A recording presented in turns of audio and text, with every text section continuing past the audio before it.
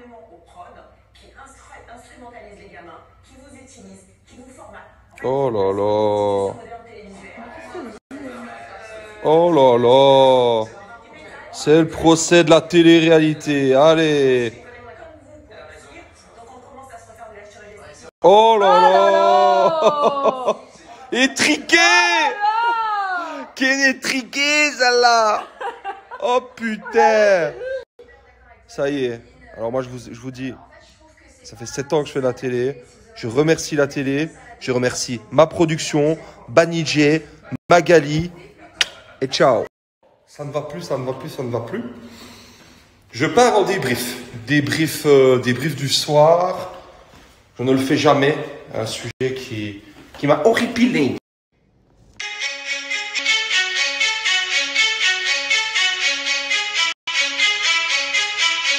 Bon. Débrief un peu spécial. Qu'est-ce que c'est ce bordel? Voilà. Donc je regardais TPMP pour ne pas citer l'émission. Et en fait, ben je la ferme. La mayonnaise commence à monter. Et crescendo, le Lord, voilà, vous reçoit pour un débrief en calbar banane. Tout simplement parce qu'il en a marre. J'en ai marre. Alors là, je le prends avec humour. Parce que je suis quelqu'un de fun, je suis quelqu'un de... Voilà. Et moi, quand je parle, je ne vais pas être trash. Je ne vais pas insulter, je ne vais pas dénoncer. Les gars, j'ai pas besoin de buzz, très sincèrement. Si j'aurais voulu faire du buzz sur toutes les histoires qu'il y a eu dans les mois, les jours passés, j'aurais pu ouvrir, j'aurais pu... Donc croyez-moi, que ce soit moi ou ma femme, vous ne me verrez jamais sur un plateau télé à colporter de la merde ou tout simplement dire ceci sera un tel. Non, non. J'ai travaillé avec des gens, ça s'est moins bien passé. Lors d'une interview, on peut peut-être évoquer, mais je n'irai jamais dénigrer, etc. Les gars, c'est un travail. La télé-réalité à l'heure actuelle, c'est un travail. Il y a des gens qui vivent de ça. Je ne parle pas pour moi. Je ne parle aussi pour la production. Des gens qui ont fait des études pour ça. Voilà. Il faut savoir que dans une télé-réalité, il y a une centaine de personnes qui gravitent autour. Voilà. Qui bossent pour ça. Jour et nuit. Donc, en fait, en discriminant vraiment, parce que c'est de la discrimination, ben oui, je connais aussi des mots comme ça dans mon vocabulaire. Je ne suis pas un sombre con, non. On sait quand même parler, on sait quand même s'exprimer. Donc en fait, en disant des telles aberrations, voilà encore un autre beau mot, hein, aberration. Alors, donc voilà, petite dédicace parce que là j'ai vu il y a quelques minutes que pour faire de la télé-réalité, il faut être con. Et bien alors je suis un sacré con. Eh oui, je suis un sacré con et je suis fier d'être con. Voilà, parce que moi je vais vous dire quelque chose. La télé-réalité, elle m'a tout apporté. Voilà, elle m'a tout apporté. Elle m'a apporté ma situation financière, elle m'a apporté ma famille, elle m'a apporté ma femme, elle m'a apporté mon fils, mes meilleurs voyages, mes meilleures émotions, mes meilleures expériences. Elle m'a tout apporté. Et grâce à Dieu, j'arrive à en vivre depuis maintenant 7 ans. Voilà, 7 ans. Et en fait, je me rends compte que je regarde la télé, je regarde les médias, etc. Et on est en train de nous faire passer pour des monstres. Des monstres, voilà. En gros, quand on va dans une télé-réalité, c'est pire qu'une parce que j'entends des mots. Waouh, j'entends des mots, ça fait froid dans le dos, les gars. Prostitution, j'entends des viols, des trucs.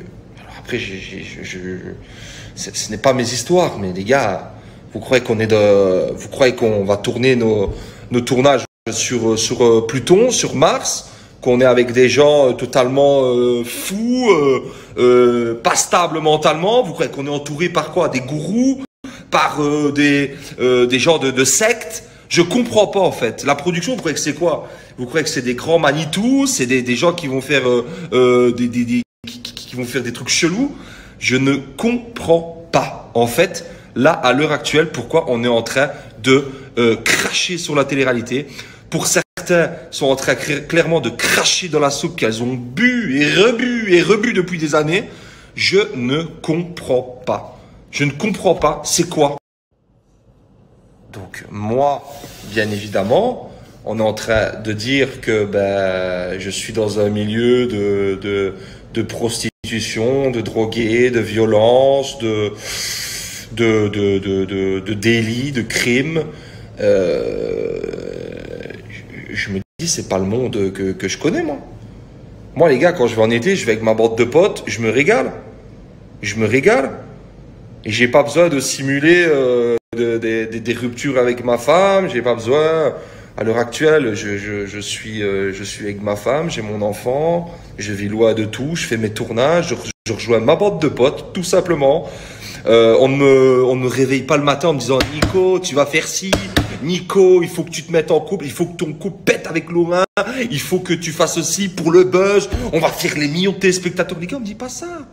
Les gars, on me dit pas ça. Dans la vie actuelle, je suis comme ça. J'ai envie de faire ça. J'ai envie de jeter. Donc voilà. Tout simplement, peinez que vous êtes en train d'essayer de nous faire passer pour des monstres et des diables. Parce que nous, au final, on fait que faire notre passion. Voilà, pour moi, c'est même pas un boulot, parce que quand je vais tourner 2 mois avec mes potes dans le sud de la France, ou en Marbella, etc., que je fais des compétitions sportives, qu'il y a toute une équipe derrière moi pour me mettre en condition, qui est là, que ce soit pour le linge, que ce soit pour les courses, etc.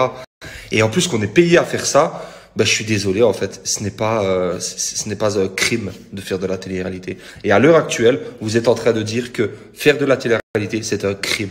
Eh ben non. La télé-réalité n'est pas un crime. La télé-réalité est un loisir, un divertissement. Et moi, je suis fier. Vous savez que je suis fier que quand une femme, que ce soit de 50 ans, de 60 ans, ou même une mamie de 75 ans me dit « Oh là là, quel bonheur, j'attends 18h50 tous les jours parce que vous me faites rire. » Alors, on n'est pas des monstres. Arrêtez de croire ça. On fait de la télé-réalité. On est des gens normaux. On est des gens comme tout le monde. Je fais de la télé-réalité parce que j'ai choisi d'en faire. Parce que j'aime le faire. Tout simplement. Et tous ceux qui disent que c'est de la merde, c'est parce que ils sont nuls. Voilà. Tout simplement. Ou qui sont has-been. Ciao. Comme le H d'Hawaï. Ça sert à rien. Donc moi, à l'heure actuelle, j'aime ce que je fais. Sans eux, je ne serais rien du tout. J'ai bossé avec des productions. J'ai peut-être été en désaccord. À l'heure actuelle, je suis chez Banijay Productions depuis des années. Ils ont fait confiance en moi. Tout simplement, grâce à eux, je peux dire que j'ai eu ma famille, j'ai eu ma femme, j'ai eu mon enfant, je bosse avec eux, je vis avec eux aussi, que ce soit les ingénieurs du son, les cadreurs, les nounous, les journalistes, je connais leurs défauts, leurs qualités, leurs enfants, je connais tout d'eux, je connais leur vie, parce que voilà, on est une grande famille. On est une grande famille, tout simplement. Voilà, parce que je peux pas laisser dire des trucs comme ça. Je peux pas laisser dire des trucs comme ça. Donc moi, Nicolas Lozina va venir me trouver, me dire « Oh Nico, écoute, ça serait bien que tu fasses ci, ça serait bien que tu rompes avec ci, ça serait bien que tu ailles mettre une main dans la gueule à lui. Mais jamais de la vie, vous êtes malade ou quoi? Je fais ce que j'ai envie. Le matin, quand vous me voyez me faire des œufs, du bacon avec des toasts grillés, parce que j'ai envie de le faire. Et si j'ai pas envie de parler à un tel, je lui parle pas. Voilà, et j'attends l'épreuve sportive. Et si j'ai envie d'aller prendre ma douche à 13h au lieu de 17, je le fais. Les gars, dans la télé-réalité, il faut bien se dire, il y a le mot télé. On fait de la télé. Donc forcément, il doit y avoir du show. Forcément, si c'est pour raconter l'histoire de Pierre, Paul et Jacques qui restent 17 jours au bord de la mer à jeter des cailloux, c'est pas intéressant. Ce n'est pas intéressant qu'on se le dise, les gars. Et oui, dans le mot télé, il y a télé, mais il y a aussi réalité. Réalité. À l'heure actuelle, c'est une réalité. Je suis heureux. J'ai ma famille, j'ai mon enfant, parce que c'est grâce à la télé-réalité. Et oui, et merci Florence Fayard, merci Benjamin Diazy, merci Cécile Martoun, merci Gigi, merci tout le monde les gars, tout le monde, voilà. Et merci aussi à mon agent, Magali.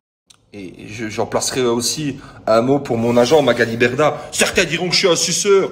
Je m'en bats les couilles, j'en suis un alors. Et oui, j'en suis un alors. Magali, faut savoir que j'étais l'un des premiers à aller chez elle. J'étais l'un des tout premiers à aller chez elle. Je l'ai jamais quittée. Voilà. Et grâce à elle, aujourd'hui, je peux avoir tout ce que j'ai. Sans elle, je n'aurais rien. Et c'est une fatalité. Et c'est une réalité plutôt, pardon. C'est une réalité. Voilà.